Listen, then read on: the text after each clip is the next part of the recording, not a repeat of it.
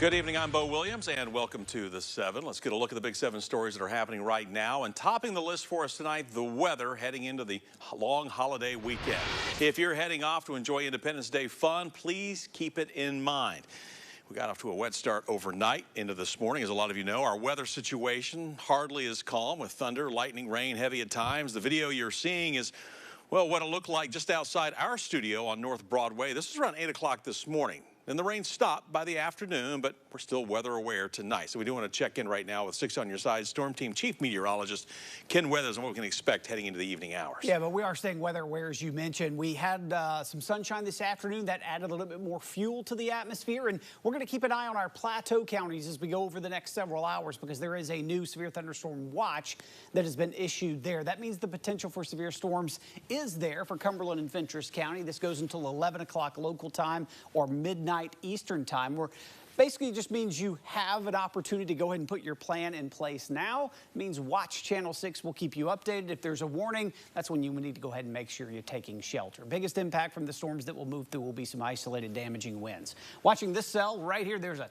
ton of lightning with that north of Tompkinsville. That's in Kentucky. There's Nashville, by the way, just off your screen, and here's the plateau. So they're still a little ways away, but we'll be watching these. But there's 430 lightning strikes just within that field of view with that cell. Look how quickly they've popped up here. There's a ton of fuel right there, basically between southern Illinois all the way back through about Bowling Green, Kentucky. And you can see the orange boxes are the severe thunderstorm watches that have been continually added by the Storms Prediction Center over the last couple of hours. So we'll eventually see our storm chances go up, especially as we get past midnight. But I do think as that batch comes out of Kentucky, it weakens some before it gets here to the rest of East Tennessee. But Bo, we do need to stay weather aware, and we're going to keep you updated. I'll talk more about the rest of the weekend forecast coming up. All right, Ken, thank you. A big warning in our Big 7 about the heat and humidity that Ken's been talking about really all this week.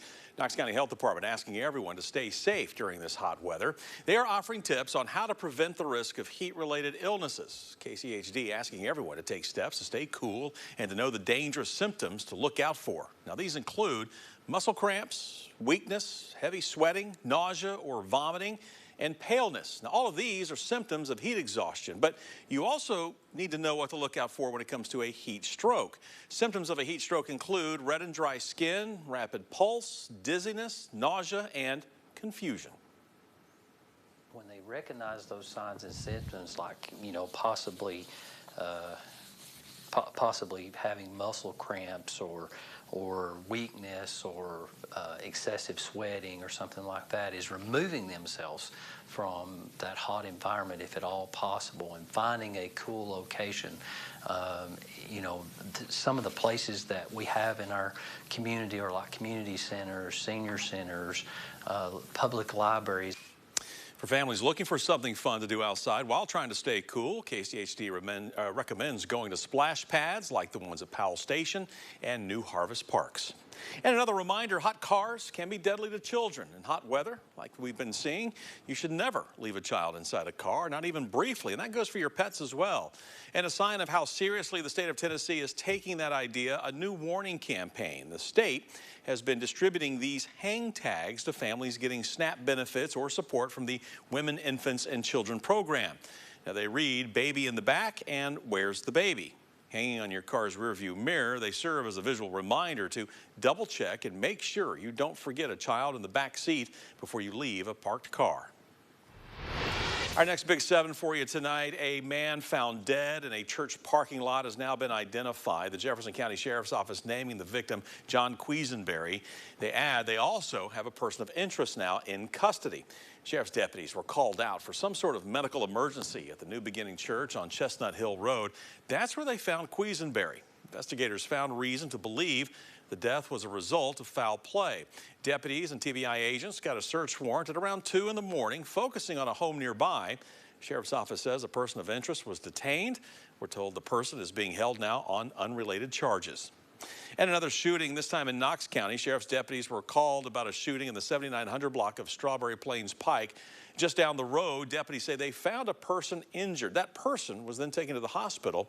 Deputies describe the injuries as not life-threatening, but that's the only information released so far about the victim. Sheriff's Office spokesperson says KCSO's Major Crimes Unit is leading this investigation, but still early in the stages. Again, we'll keep watching for additional details. Drugs and a link to a drug pipeline in our next Big 7 at 7 story for you tonight. Sheriff's Office sharing some of these pictures of the find, and you can see the pistol, you can see some of the magazines for it, and stacks of cash, but it's harder to see the drugs. The county drug squad also uncovering what they say is more than 5 pounds of fentanyl or heroin, plus half a pound of cocaine. As for the money, well, it adds up to $17,000. Deputies also arresting a 27-year-old man, DeJuan Banks, and telling us he's from Detroit, Michigan. Now, you may remember Detroit is the other end of what deputies and FBI agents here locally describe as a drug pipeline, bringing fentanyl and more into East Tennessee. They're trying to cut that pipeline, making arrests over the last 7 months, arguing that the drug trade it supports fuels the bulk of the violent crime in our communities. Our next Big 7 story for you, a big shakeup for the Knoxville Police Department. A leader focused on accountability is leaving KPD after less than 6 months on the job. Brooklyn Belk was hired back in February for the brand new role of Deputy Chief of Professional Standards. The hire, part of Chief Paul Noel's reform effort to address claims of sexism and racism within the department. KPD says she helped develop recommendations for better internal affairs investigations and led training programs. Her departure becomes official on July 16th. Chief Noel saying today he knew KPD would have Belk for a short time, contributing to a more efficient and accountable police force. Noel going on to say the process to hire Belk's successor is already underway, adding that applicants from across the country will be considered, and he will be the one to make the hire. Meanwhile, Belk is quoted in a release from the department saying, quote, "Law enforcement's roles as both protector and servant are vital to a thriving and safe community." And saying she appreciates, quote, Chief Noel and Mayor Kincannon for the opportunity to use my expertise to make real contributions to this work at the Knoxville Police Department. Next up, a big reopening on our list for you tonight. Nearly a month after the Green Acres Flea Market caught fire, it will be back open starting tomorrow morning. The market announced on social media that it will be open this Saturday and Sunday with some added safety measures thrown in. Temporary fencing has been put up to keep everyone away from dangerous areas. The flea market also hauling away debris from the fire. Measures taken after input from the Blount County Fire Department. Now, the Secretary-Treasurer says Green Acres will operate as an outdoor market, and vendors are eager to get back to business, going the extra mile to make all this happen. We had so many vendors and others who volunteered and wanted to help during this difficult time. Some of these vendors had lost everything, and they were still willing to help us clean up or do whatever they could to assist us during this cleanup process in difficult time, and we really appreciate that. And that's a testament to how dedicated they are to the market.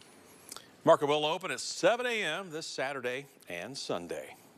Well, a big story on Rocky Top to tell you about tonight. University leaders give the green light to some big spending on UT athletics. The system's Board of Trustees approving $100 million of renovations for Lindsey Nelson Stadium, home of Tennessee baseball. That announcement also coming with these drawings of what the upgraded stadium will look like. Pretty impressive. You know, last year, the stadium overhaul budget was $56.8 million, but the athletics department asked for more, another $39 million. New seating and amenities will be available along both first and third baselines starting in 2024. All renovations are planned to be completed in time for the 2025 baseball season. Seating capacity of the stadium, by the way, will increase from around 4,300 to approximately 6,150 with the ability to provide standing room access for an additional 1,600 fans. Now, Athletics Director Danny White on hand to celebrate another triumph for UT Sports. Competitively, we had a phenomenal achievement from at a high level. The first athletic department ever to accomplish having a football program win a New Year's Day bowl game, having both basketball programs in the Sweet 16, and both our softball and baseball program in the College World Series. That's never happened before, ever in the history of college athletics. So really proud of those programs. Our softball program led the charge this year, winning the regular season and tournament championship on their way to Oklahoma City.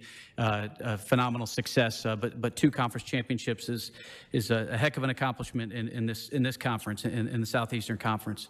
We earned our 2nd straight SEC All Sports title, so that relates only to regular season and tournament Southeastern Conference competition. We've only won 2 in our history, and it's the last 2 years. Trustees also approved a nearly $50 million increase to the budget for Phase 1 renovations to Neyland Stadium. Total budget now $337 million.